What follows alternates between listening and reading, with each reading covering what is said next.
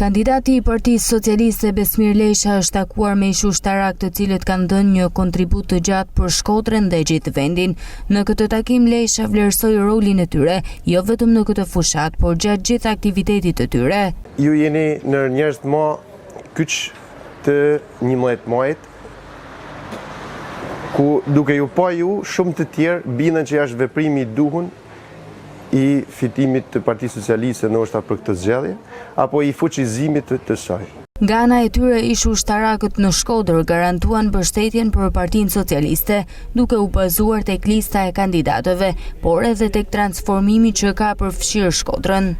Për faktin se është i grup kandidatësh që i pa një losën, që nuk ka mbi kurriz ato brashka që kanë pas të tjerë, kjo është një plus.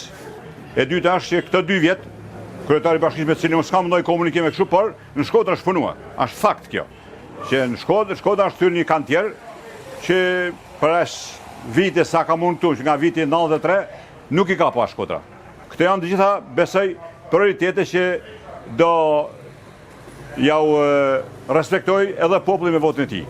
Filloi rezervet me tafën tonë, me njerëzit tonë, me shok, mund mbetet vetëm t'ju uroj suksese e dalëshim pa që bardh tanen me 12.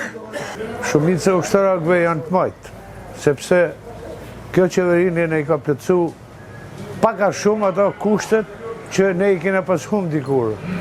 Dhe më thonë, një ushtarak sot, nëse do t'ishim